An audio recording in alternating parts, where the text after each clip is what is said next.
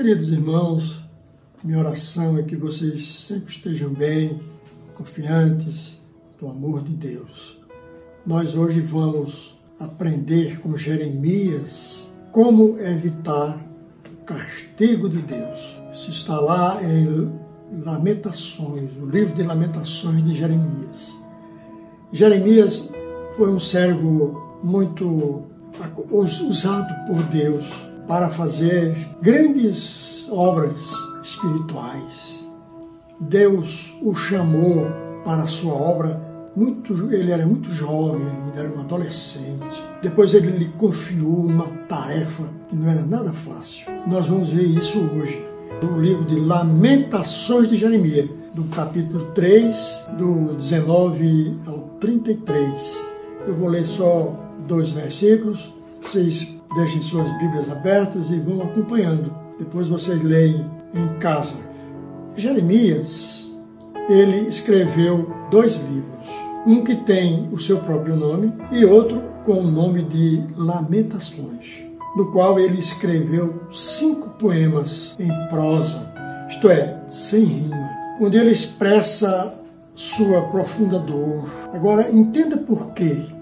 Jeremias foi levantado por Deus para pregar para o povo de Israel, no momento de grande apostasia. Ou seja, o povo havia abandonado Deus e estava totalmente indiferente à sua palavra, apático, idólatras, chegados à imoralidade. Jeremias, então, estava com a difícil missão de convocar aquele povo rebelde para perto de Deus, ou seja, para o arrependimento. Porta-voz que ele era de Deus.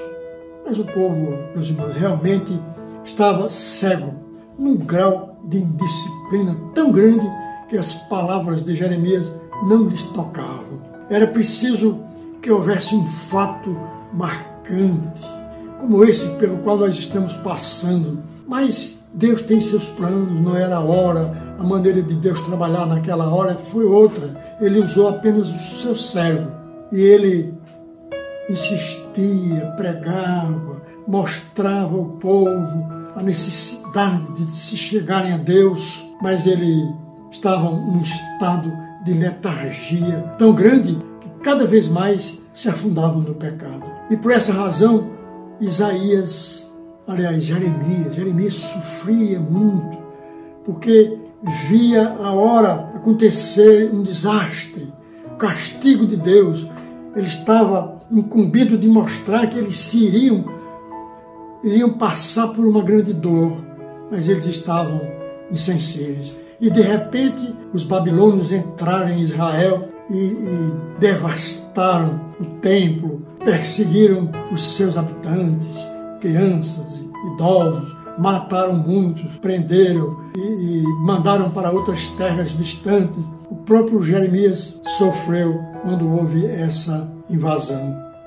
E ele registrou suas lamentações nesse livro. O próprio Jeremias chegou a ser perseguido pela nova ordem monárquica. O profeta Jeremias, ele exagerou quando ele fez essas lamentações. Se nós lermos bem o texto, nós vamos ver que ele exagerou realmente, ele foi pesado nas suas palavras. Nós sabemos que o servo de Deus haverá de sofrer, ele haverá de sofrer grandemente, porque aquele que se dedica a pregar a palavra, ele sofre, meus irmãos. Se nós lemos lá em Filipenses 1, 28 e 29, ele diz que a nós está reservado, quando passarmos a crer e a pregar a palavra de Jesus, a sofrer como ele sofreu. Qualquer que se dedicar à obra estará sujeito a isso, passar por aborrecimentos e problemas. Sempre foi assim, meus irmãos, e sempre será. O próprio Jesus passou por isso. Ele nos fez muitas advertências, mas as pessoas se esquecem, como o próprio Jeremias. É que o inimigo sempre está por perto dos que servem a Deus. Devemos, portanto, vigiar e orar.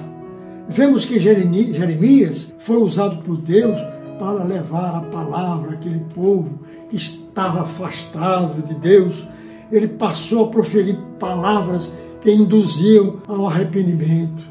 Muitas vezes, meu irmão, com dureza. Porque, olha, aconselhar a quem está levando uma vida errada não é nada fácil. É que as pessoas só querem ouvir palavras bonitas, de promessa, de que Deus vai lhes cobrir de bens, de riquezas materiais, que tudo irá correr às mil maravilhas na terra. Quando nós morrermos, os bens, os nossos bens que amealhamos, eles vão conosco? Claro que não. Então qual é a conclusão? A única resposta é que os bens materiais que possamos adquirir na terra não nos acompanharão jamais. O dia da morte é incerta, mas o fato de que morreremos é a coisa mais certa que existe. Mas as pessoas não deram importância aos conselhos de Jeremias. Ele dizia: arrependei-vos e crede no Evangelho de Cristo, que é poder de Deus para a vossa salvação eterna. Buscai primeiro o reino de Deus e a sua justiça, e as outras coisas vos serão acrescentadas. Não é mesmo o mundo, pois o mundo passa e sua concupiscência, mas o amor de Deus permanece para sempre. Eram essas suas palavras insistentes. Quando nós nos afastamos de Deus, Ele também se afasta de nós. Sem Deus por perto, além de perdermos a sua companhia, perdemos também a graça, a sua graça. Por não darem ouvidos a Jeremias, o que aconteceu?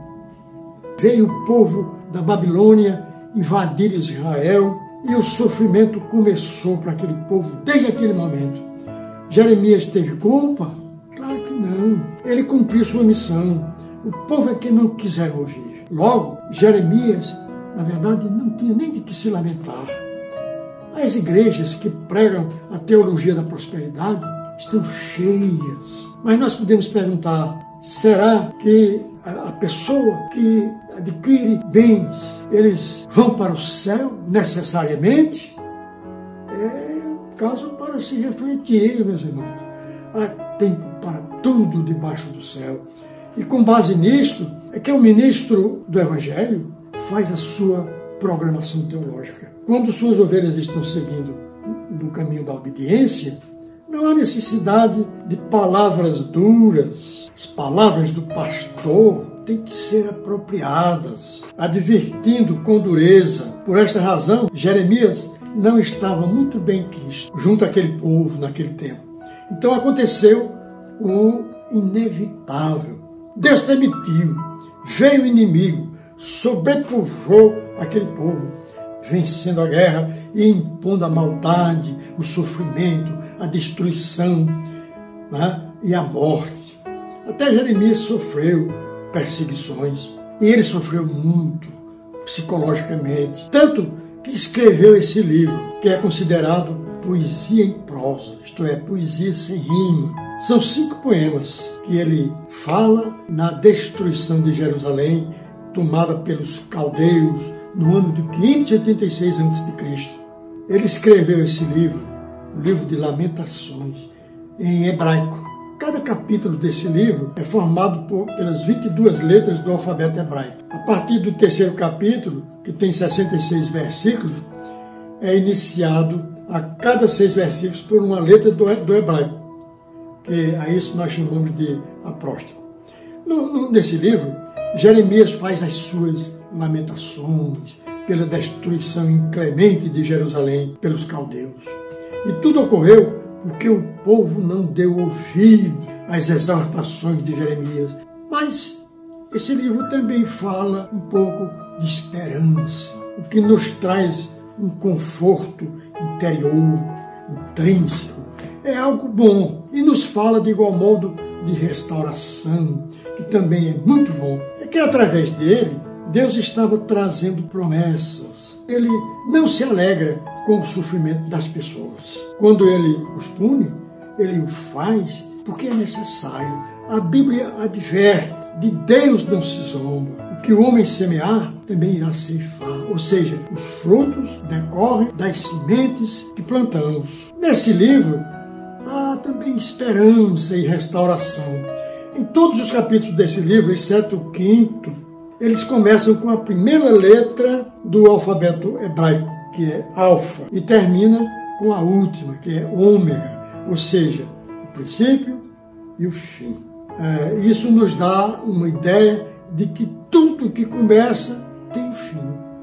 E essa é a primeira lição que nós podemos tirar desse livro, isto é, nossas atribulações, nossos sofrimentos têm um começo, mas também tem um fim.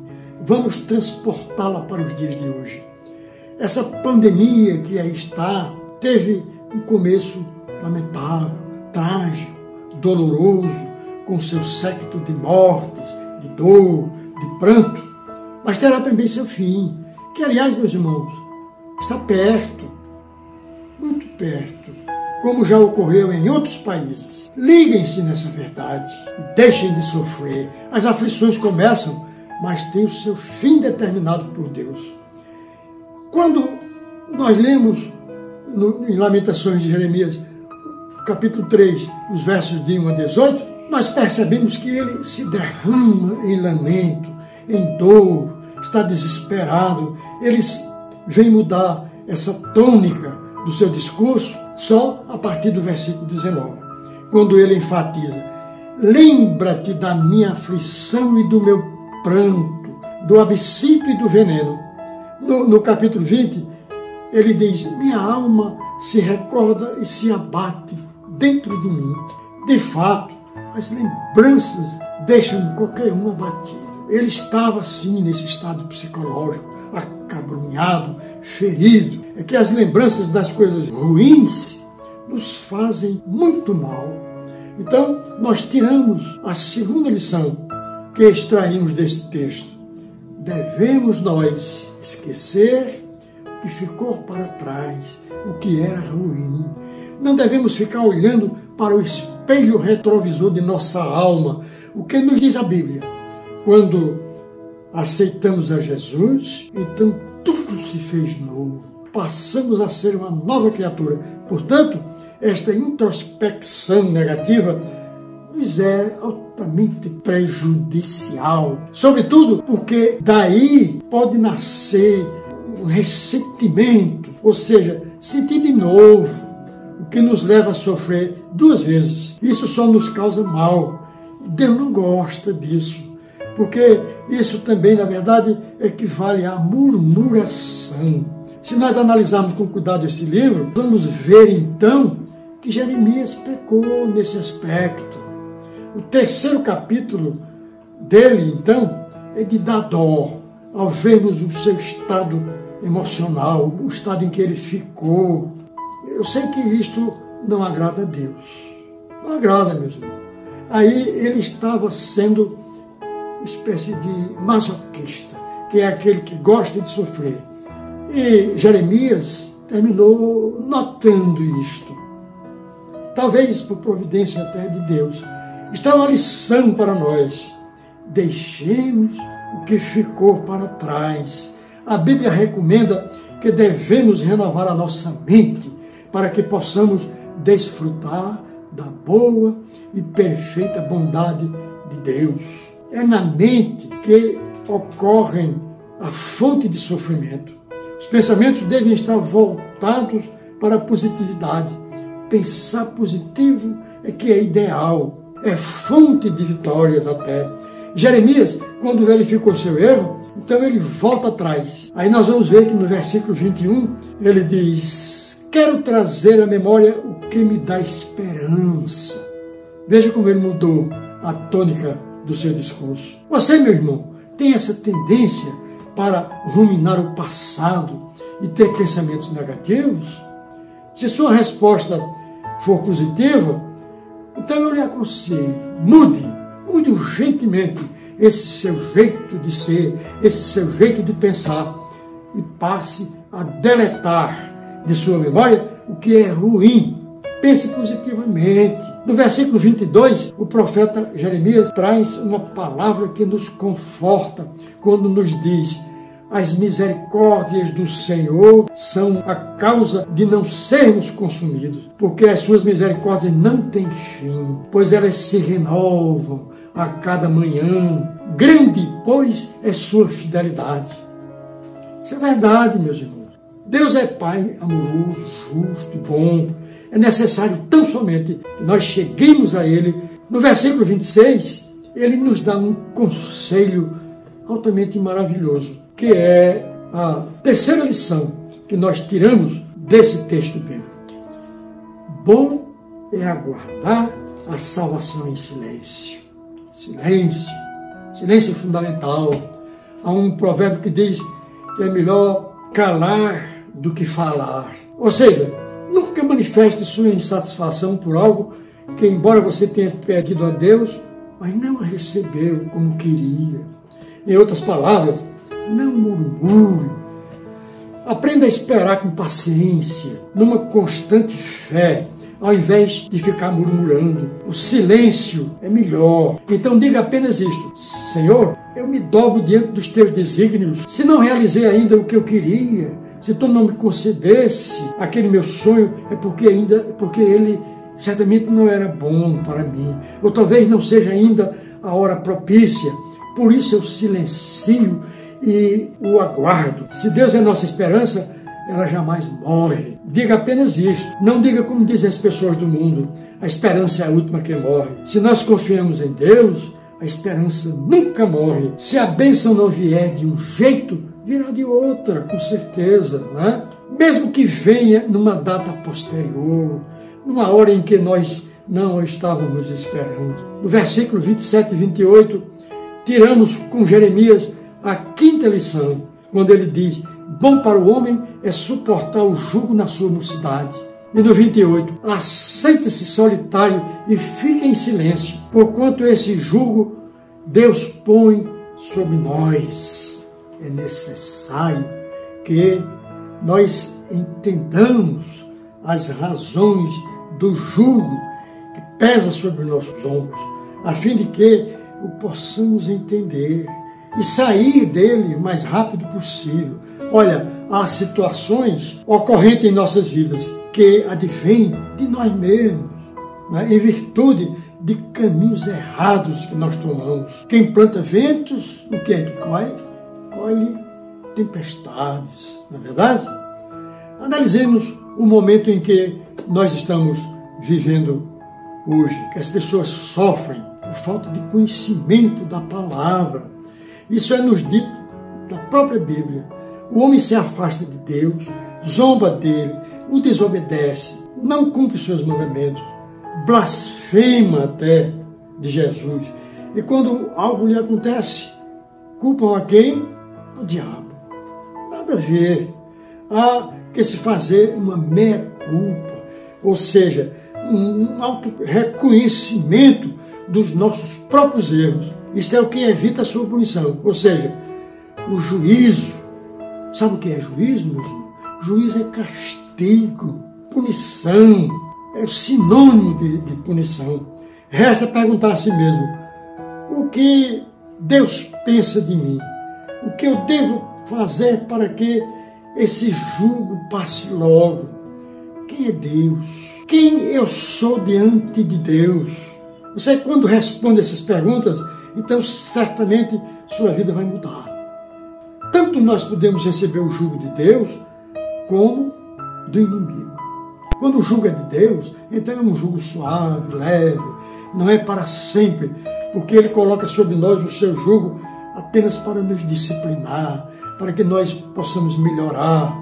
A gente que diz que não, mas eu tenho convicção, plena convicção, de que depois que passar essa pandemia, vai haver mudanças no mundo. É possível que as pessoas, em todo esse tempo que tiveram para refletir durante o isolamento social, não tenha mudado em ver seus entes queridos que morreram, pelas perdas materiais que sofreram, não tenham aprendido, enfim, a valorizar melhor as coisas. Vejam o que nos diz Mateus 11, 28 a 30.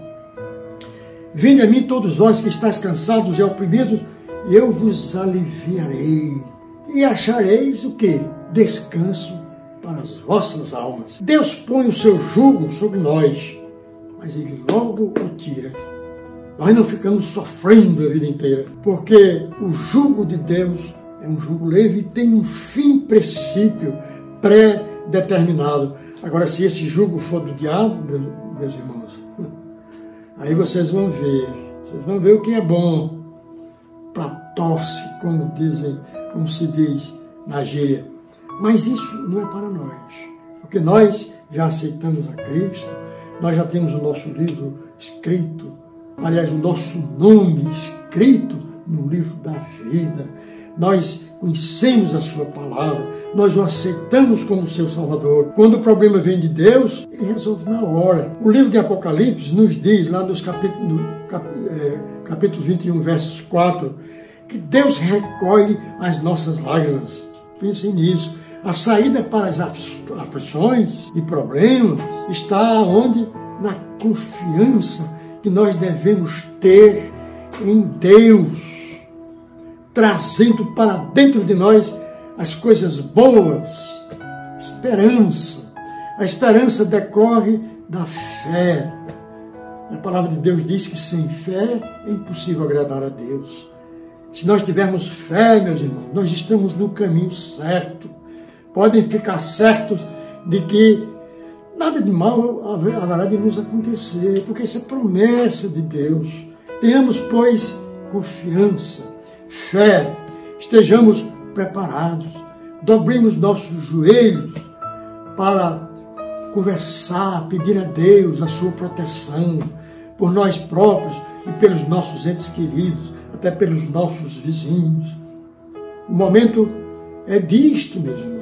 É momento de ler a palavra, de orar, de jejuar. Eu nunca me canso de fazer essa recomendação. Pensem nisso, meus irmãos, sobretudo nesses dias. Dentro em breve, nós estaremos juntos novamente com fé em Jesus. Vamos fazer uma oração. Nosso Deus, nós queremos te agradecer, Senhor, porque nós estamos absolutamente imunes a esse vírus, ó Deus. É verdade que alguns estão sofrendo, uns adoeceram, há quem já morreu, Senhor. Mas se nós refletirmos bem, o que representa a morte na face da terra, senão, para nós que somos salvos, a passagem para a vida eterna. Por isso nós não nos apavoramos, não nos preocupamos e nem devemos sofrer tanto quando vemos um ente querido, até um irmão nosso, partir, porque ele partiu para a glória. E nós devemos, Senhor, aceitar os teus desígnios sempre. Essa deve ser a nossa tônica de viver. Mas te somos gratos, ó Deus, por tudo, por todas as coisas que de ti recebemos cotidianamente, Senhor. Até o ar que respiramos. Muitos não estão tendo esse privilégio porque estão nos hospitais, entubados. Muito obrigado, Senhor, por tudo. Ser com o teu povo, com a nossa igreja, com os nossos vizinhos, nossos parentes, ser com aqueles que sofrem, ser com o nosso país, Senhor, que está passando por uma fase dificílima, ser com o nosso presidente, Senhor. Faze-o forte e que nós sejamos vitoriosos. Nós te pedimos que tu sejas com o nosso país, salva a nossa pátria. Em nome de Jesus.